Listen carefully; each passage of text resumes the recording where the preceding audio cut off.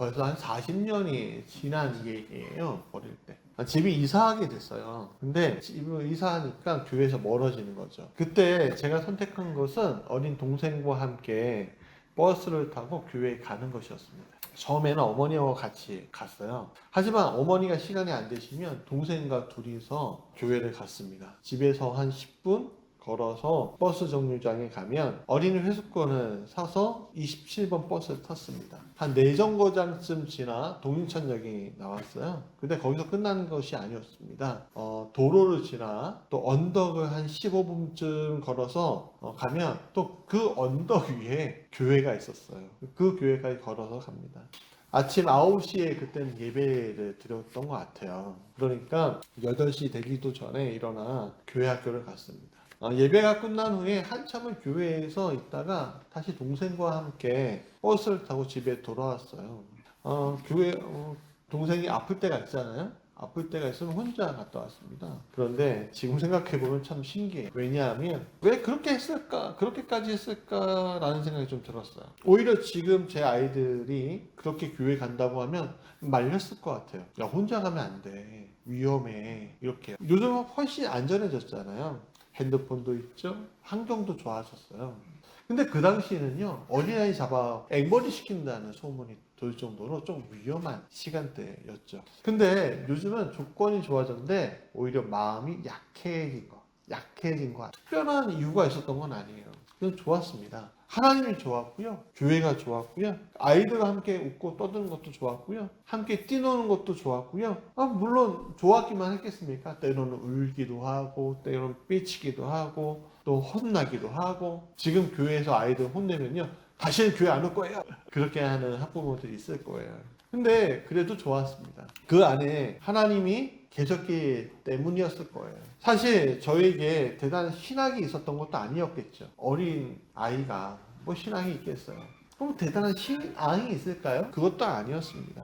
기도를 잘하는 아이도 아니었고 특별히 잘하는 것이 있어서 주목받는 아이도 아니었어요. 보통 아이들 뭐 율동 잘하고 말 잘하고 하면 여기 앞에서 세우면 저 아이처럼 키우면 참 좋겠다. 부럽지 않아요? 저는 그런 축도 아니었습니다. 주목받는 아이가 아니었어요. 그런데 좋았습니다.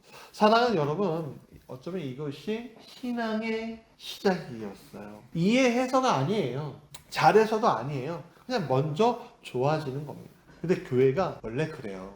원래 교회는 그런 곳이에요. 무엇을 잘해서가 오는 것이 아니라 그냥 와서 머물고 함께 있고 그 안에서 하나님을 경험하는 곳. 그것이 바로 교회입니다. 그런데 오늘 제가 교회를 섬기면서 한 가지 질문을 하게 돼요. 왜 우리는 그때 그 시절의 마음을 잊어버리고 있는 걸까 하는 거죠. 그냥 순전하게 하나님을 찾던 그 마음을 잊어버리고 있는 것 같아요. 그리고 더 깊이 질문하게 돼요. 나는 지금 우리 아이들에게 무엇을 하고 있는가? 아이들이 하나님을 좋아하도록 돕고 있는가? 아니면 교회를 의무로 만들고 있는가? 하나님을 기쁨으로 경험하게 하는가? 아니면 부담으로 느끼게 하는가? 아이들의 신앙은 복잡하지 않아요. 이유를 따지지도 않죠. 계산적이지도 않아요. 그저 좋으면 가는 거죠. 오늘 하나님은 우리에게 묻고 계시죠. 우리에게, 저에게 너는 지금도 그렇게 나를 찾고 있니? 이런 질문을 하고 계신 것 같아요. 우리 아이들을 향해서 하나님의 마음은 너희 아이들을 그런 마음으로 보내고 있니? 그렇게 말씀하시는 것 같다 이거죠. 처음 그 마음으로 계산 없이 그저 나를 좋아했던 그 마음으로 지금도 나를 찾고 있느냐 또 찾게 해주느냐. 성경은 이렇게 얘기해요. 갓난 아기들 같이 순전하고 신령한 젖을 사모하라. 여러분, 사모하라는 말에 언어적으로 말하면 단순하게 원하다 그런 뜻이 아니에요. 강하게, 간절하게 멈출 수 없을 정도로 찾으라 라는 뜻입니다. 여러분, 갓난아기를 떠올려 보세요. 아이가 어머니 태에서 나와요. 나오면 맨 처음에 하는 게 뭡니까? 엉덩이 딱 때리고 울게 하죠? 그런 다음에 의사 선생님이 이 아이를 딱 안고 엄마 품에 안겨줘요. 그 아기는 어떻게 합니까? 엄마 젖을 그냥 찾아요. 그리고 엄마의 심장 소리를 들으면서 젖을 알고 있죠. 가장 편안한 모습으로 엄마의 심장 소리를 들으면서 젖을 먹습니다. 여러분, 아이는 그렇게 자라나는 거죠. 아이는 배고프면 참지 않죠. 울면서 찾습니다. 뭐라고 울면서 찾아요? 맨 처음에는 응애 하죠. 그 다음에 엄마 그러잖아요. 아빠를 좀 나중에 부르더라고요. 근데 어떻게 찾아요? 그냥 응애 하면 엄마 그러면은 끝나요? 아니죠. 입에 다해 찾아요. 왜 그럴까요? 본능이에요. 살기 위한 본능이겠죠. 사랑하는 여러분, 예수 믿는 우리도 마찬가지입니다. 살기 위해 본능적으로 우리는 하나님을 찾는 존재예요. 저도 그런 경험이 있습니다. 군대에서 있을 때예요. 제가 내부만에서 이렇게 걷는데 순간적으로 미끄러지는 거예요. 그냥 넘어질 뻔했습니다. 근데 그 순간에 제가 입술 가운데 뭐라고 했냐면 아버지! 그렇게 외쳤어요. 근데 그 순간에 그 내부만의 소대원들이 점호하려고 딱 있었거든요. 순간적으로 샤해지는 거죠. 그러니까 그리고 수군대니까 쟤는 어쩔 수 없이 예수쟁이다. 그때 이후로 저는 완전히 예수쟁이가 됐어요. 여러분, 그리스도인은 어쩔 수 없는 사람입니다. 힘들 때만 찾는 것이 아니라 순간순간 본능적으로 하나님을 찾는 사람들이 바로 예수쟁이, 그리스도인이에요. 근데 어떨 때는 문제가 생기면은 교회를 찾는 일이 있어요. 그리고 잠시라도 기도하죠. 왜요? 도와달라고. 물론 그것도 귀한 일이에요. 아예 안 찾는 것보다 낫죠. 하나님 앞에 오지 않고 무당 찾아 비나이다 하는 것보다 낫지 않겠냐고요. 그러나 여러분, 한 가지 질문을 드리고 싶어요. 마귀에 끌려다니다가 세상의 공격에 지치다가 겨우 찾아오는 신앙이 좋은 거냐라는 거예요. 아니면 날마다 숨쉬는 순간마다 하나님의 인도하심을 구하며 살아가는 것이 더 좋은가라는 거예요. 전자의 후자예요.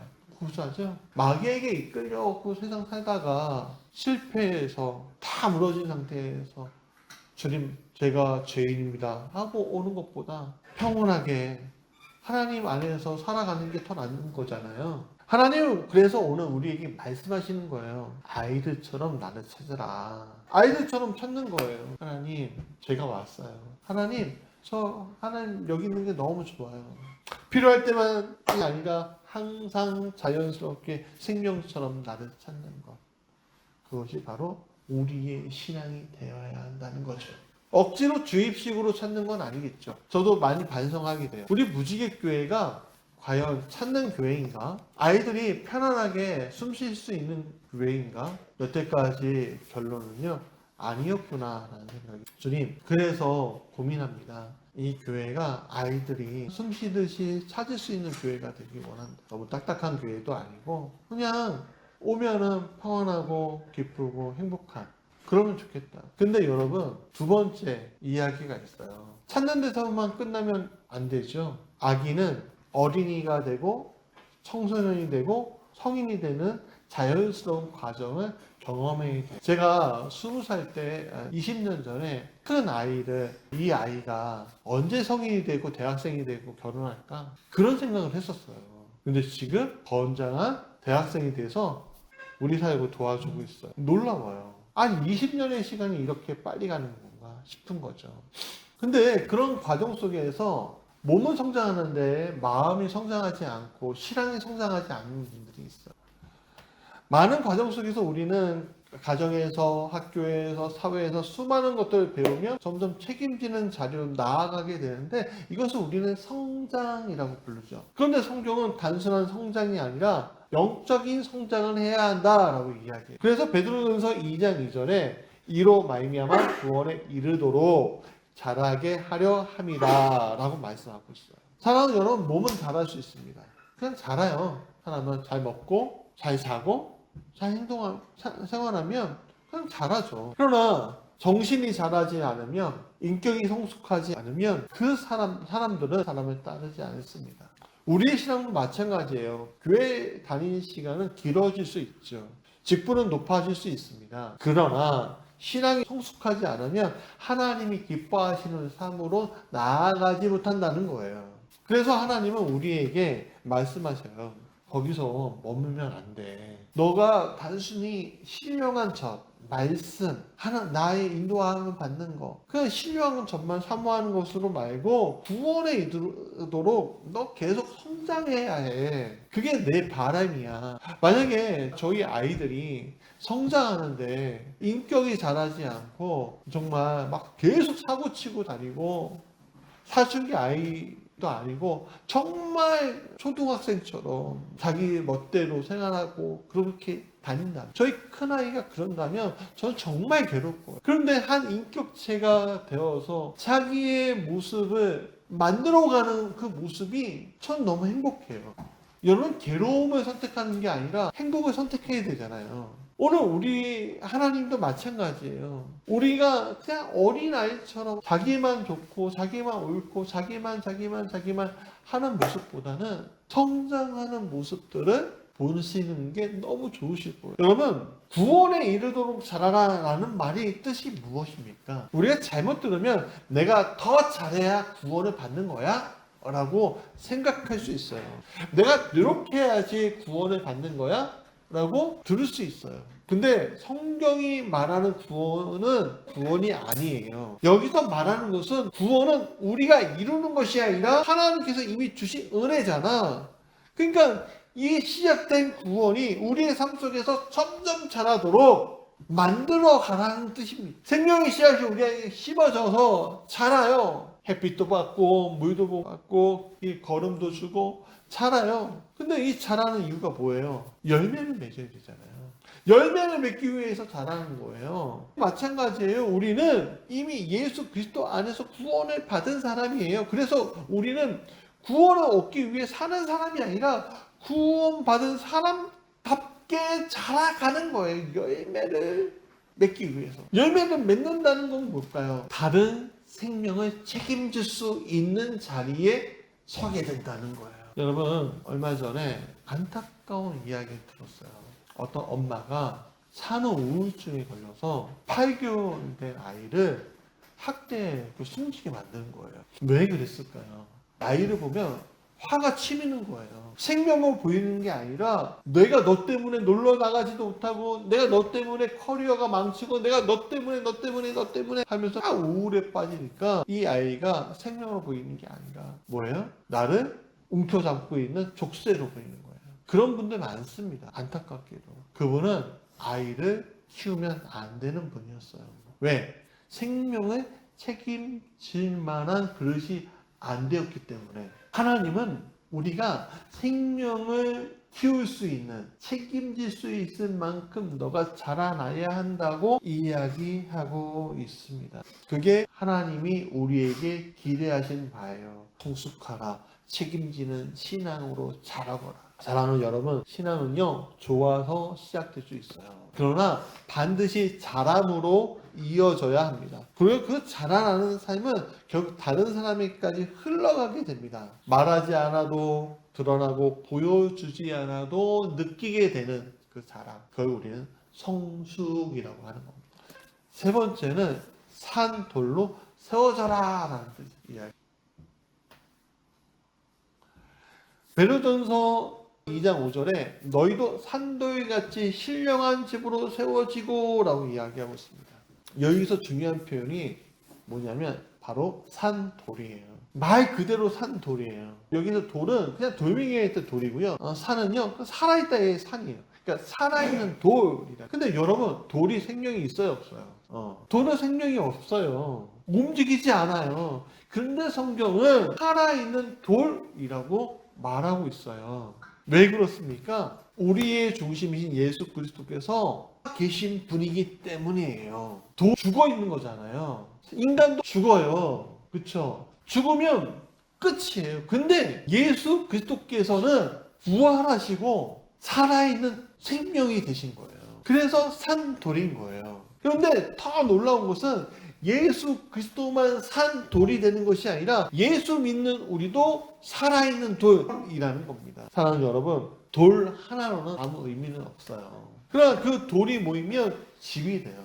여러분, 큰 돌을 깎으면 조각상이 돼요. 돌을 길고 얇은 돌을 발견하면요, 그것은요 구슬장이 돼요. 사랑하는 여러분, 쓸모가 있어지는. 근데 여기에서 산 돌은요 집이 만드는 건축자재로 얘기하는 거예요. 그럼 이 집이 뭐냐? 바로 성전을 얘기해요. 성경은 말해요. 너희는 따로 떨어진 존재가 아니라 함께 세워져 가는 존재야. 그래서 교회는 여러분 건물이 아니고 프로그램도 아니고 사람이라는 거. 우리가 산 돌이면 이 돌들이 모여서 교회를 만들어가는 거예요. 우리는 혼자 신앙생활하도록 부름받은 것이 아니라 함께 세워지도록 부름받은 존재라는 사실을 여러분 잊지 마시기 바랍니다. 그리고 그 중심이 있어요. 바로 모퉁이 돌 대신 주님이 계신다는. 여러분 모퉁이 돌은 시작점이에요. 여기서부터 이쪽으로 가로로 만들고 이쪽으로 세로로 만들고 이쪽으로 높이를 만들겠다. 그게 모퉁이 돌이에요. 수많은 사람들이 모퉁이 돌을 못 찾아서 헤매고 집을 못 만들어 갑니다. 그러나 우리는 발견했죠. 누구는? 예수를. 우리가 이거 예수를 통해서 집을 만들어 갈 수 있습니다. 우리의 삶도 예수님을 기준으로, 예수님의 중심으로, 예수님을 따라 세워져 갈 수 있다는 거죠. 그래서 성경은 그 예수님을 기준으로, 예수님을 중심으로, 예수님을 따라 세워져 가는 우리를, 이 교회를 이렇게 선언합니다. 너희는 택하신 족속이요 왕같은 제사장이요 거룩한 나라요 그의 소유가 된 백성이다. 우리는 그냥 사람이 아니라 하나님이 선택하신, 하나님께서 열매 맺게 하신 하나님의 사람입니다. 우리에게 목적이 있어요. 그의 아름다운 덕을 선포하게 하려 하심이라. 하나님을 간증하는 목적으로, 하나님을 찬양하는 목적으로, 하나님을 증거하는 목적으로 우리는 여기 세워진 겁니다. 아이처럼 하나님 찾고 말씀으로 자라가고 함께 하나님의 집을 세워가는 것. 그게 오늘 우리의 신앙의 모습인 것입니다. 자, 말씀의 결론이에요. 은혜 안에서 오늘 우리는 이 자리에 모였죠. 우리는 하나님이 선택하신 그의 집을 이루는 살아있는 돌이 되어야 합니다. 그러기 위해선 찾고 자라고 열매 맺는 것이 중요합니다. 자녀도 그렇게 자라서 자신의 역할을 하는 것처럼 우리의 믿음도 그렇게 자라서 하나님 나라를 위해서 큰 역할을 하는 여러분들 되시길 간절히 축원합니다.